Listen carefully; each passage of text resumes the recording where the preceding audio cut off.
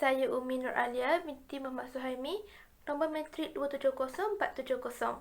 Bagi pengenalan, definisi ringkas menyebarkan berita palsu adalah menyebarkan sesuatu keterangan tidak benar melibatkan seorang individu, badan institusi, masyarakat dan negara.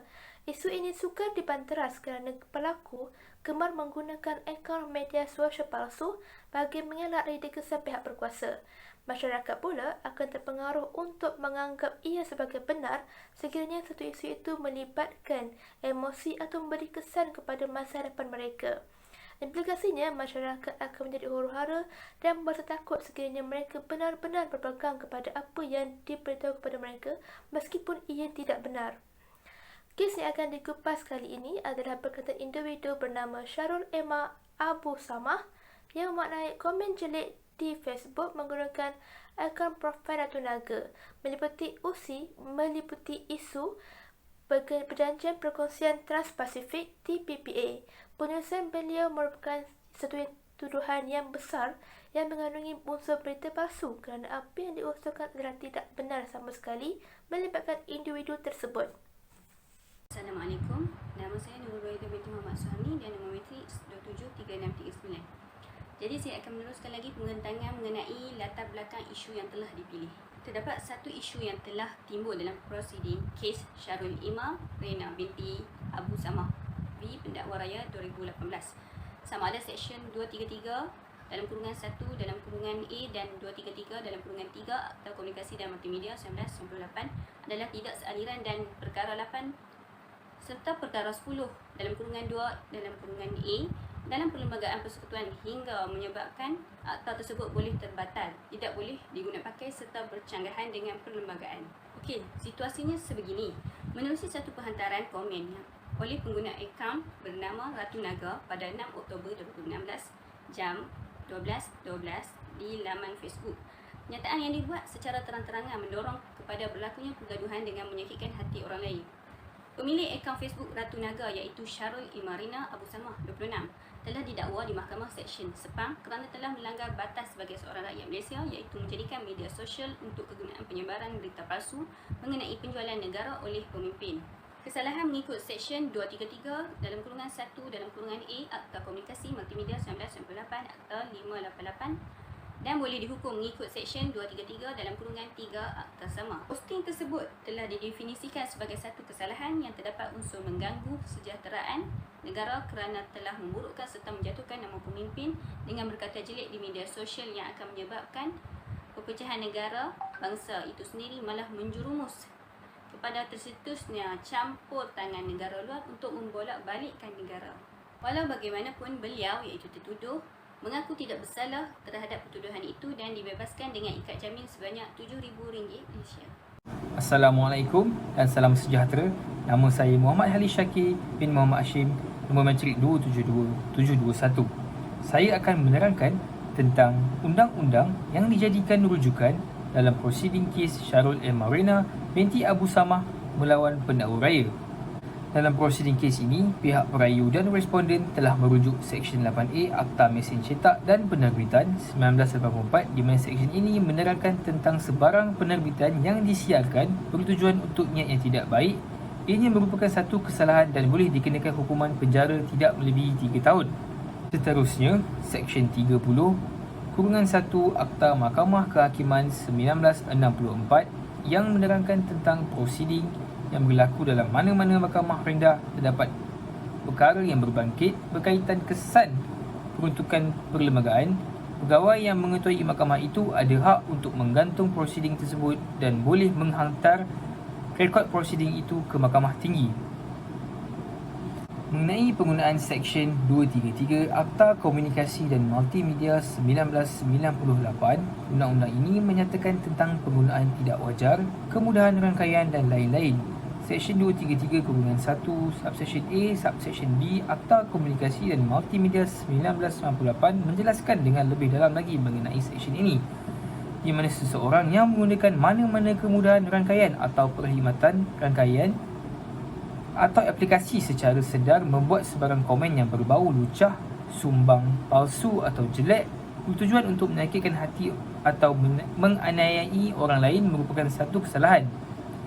Seksyen 233/3 Akta Komunikasi dan Multimedia 1998 menyatakan seseorang yang didapati melakukan kesalahan di bawah seksyen bakal dikenakan denda tidak melebihi RM50,000 atau hukuman penjara tidak melebihi 1 tahun atau kedua-duanya sekali. Pesalah juga boleh didenda selanjutnya selama RM1,000 setiap hari kesalahan jika didapati pesalah melakukan kesalahan tersebut selepas pensabitan. Dalam kes Syarul Imarina binti Abu Samah melawan pendakwa raya ini juga telah merujuk kepada perkara 10 dalam perlembagaan persekutuan yang lebih memfokuskan kepada kebebasan bercakap, berhimpun dan berpersatuan. Berdasarkan perkara 10/1 subsection A Perlembagaan Persekutuan, setiap warga negara Malaysia berhak untuk kebebasan bercakap serta bersuara. Manakala untuk perkara 10/2 subsection A, Parlimen di Malaysia melalui undang-undang boleh mengenakan sekatan ke atas seseorang berkaitan hak yang diberikan termaktub dalam Perenggan A Pasal 1.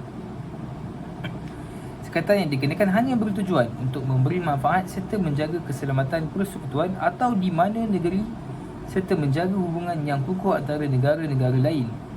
Perkara 10/4 di dalam Perlembagaan Persekutuan pula membincangkan tentang Parlimen mempunyai hak untuk meluluskan undang-undang untuk melarang perkara yang istimewa seperti hak taraf kedudukan orang Melayu serta keistimewaan Raja-Raja Melayu daripada dipersoalkan oleh sesiapa pun.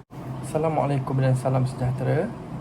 Saya Zahin Izzahar, nombor matriks 272645 akan membentangkan berkenaan analisis keputusan penghakiman berdasarkan isu yang telah diketengahkan oleh mahkamah, iaitu sama ada terdapat pencanggahan Seksyen 233/1 subsection A dan 233/3 Akta Komunikasi dan Multimedia 1998 dan perkara 8 dan perkara 10/2 subsection A Perlembagaan Persekutuan, dan akta tersebut adalah dikira tidak sah dan terbatal di bawah perlembagaan.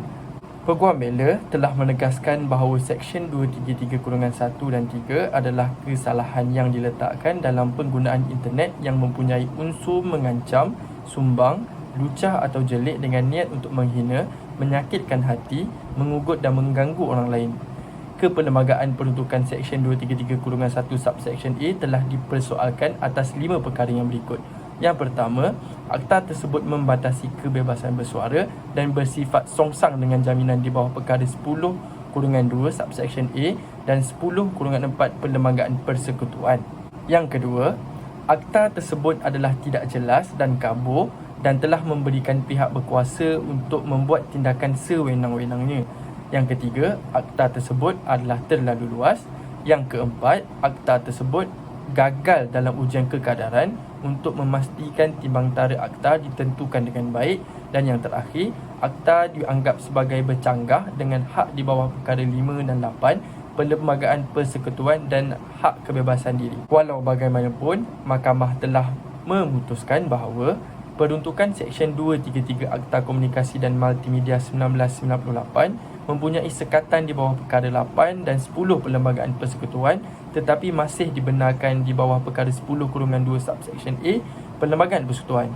Mahkamah menyatakan Seksyen 233/1 bertujuan untuk menghalang penyalahgunaan kemudahan rangkaian perkhidmatan dan perkhidmatan aplikasi yang telah menyebabkan penyebaran yang berbentuk palsu, lucah, tidak senonoh, kotor, mengancam atau mengganggu orang lain. Sehubungan dengan itu, kesalahan defendant iaitu telah mengeluarkan sebuah paparan yang mempunyai elemen-elemen yang dinyatakan telah termasuk dalam perkara 10/2 subsection A dan membenarkan Seksyen 233 Akta Komunikasi Multimedia 1998 untuk digunakan di dalam kes ini. Seterusnya, mahkamah telah memutuskan bahawa Seksyen 233/1 subsection A Akta Komunikasi dan Multimedia adalah tidak luas dan dinyatakan dengan jelas berkenaan dengan pemberitahuan perkara-perkara yang dilarang di bawah akta tersebut.